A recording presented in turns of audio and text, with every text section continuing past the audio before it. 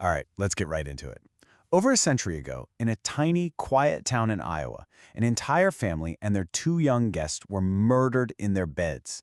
It's a crime that has absolutely haunted America for generations, a brutal, horrifying mystery with no easy answers.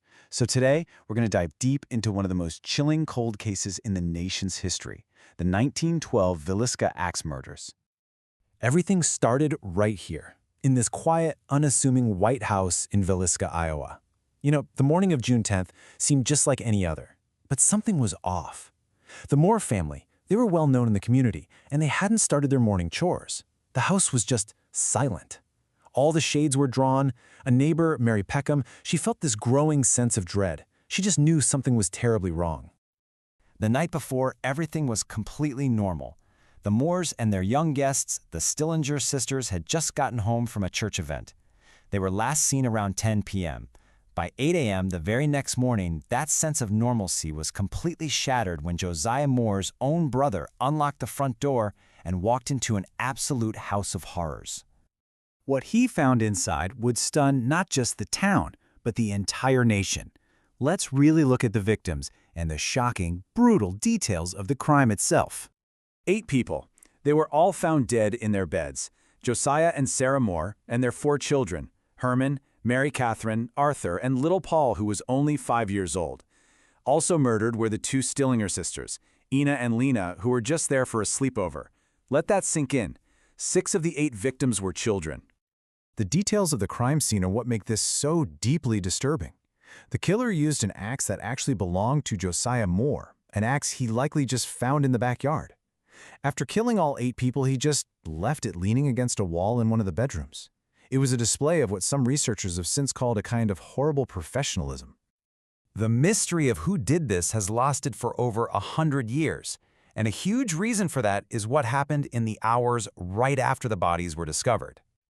To put it bluntly, law enforcement back then just had no idea how to handle a crime scene of this scale.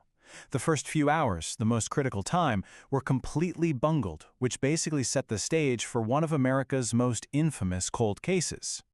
And this picture, it just perfectly illustrates the chaos. I mean, you can't make this stuff up. Before the scene was even secured, the town marshal let a crowd of curious neighbors and townspeople just tour the house.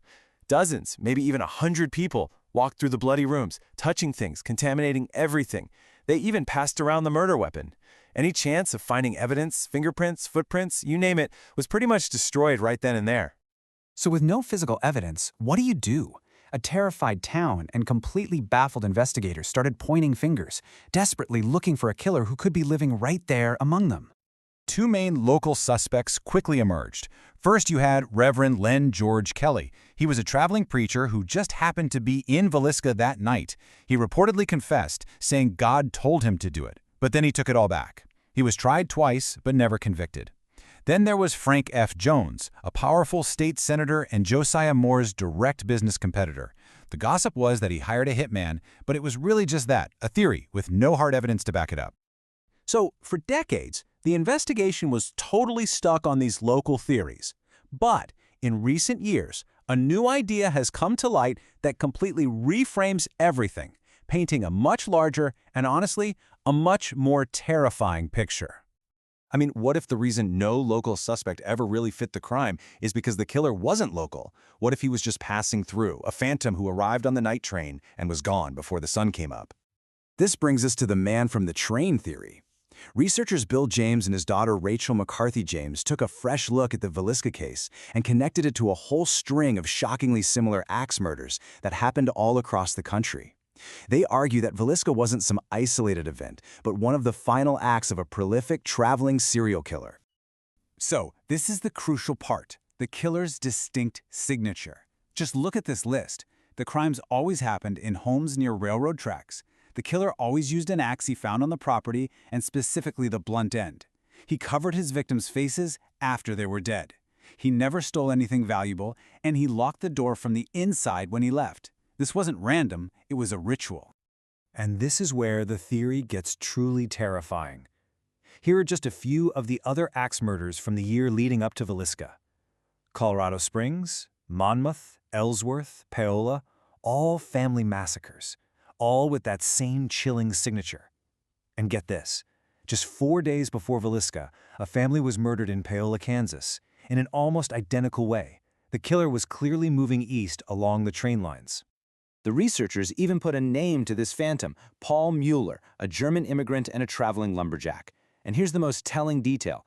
After the Villisca murders in June 1912, this specific type of axe murder in America just stopped. It was as if the killer completely vanished into thin air. But did he really vanish? 10 years later, in 1922, on a remote farm in Germany called Hinterkaifeck, another infamous unsolved crime took place. An entire family bludgeoned to death with a farm tool, their faces covered. The signature was nearly identical. Did Paul Mueller simply go home and start his horrific work all over again? And that leaves us with this final staggering thought. If the man from the train theory is correct, the Villisca Axe Murders weren't just a small-town tragedy. They were part of a rampage by a single man responsible for over 100 deaths, a man who might just be the most prolific and, until now, the most invisible serial killer in all of American history.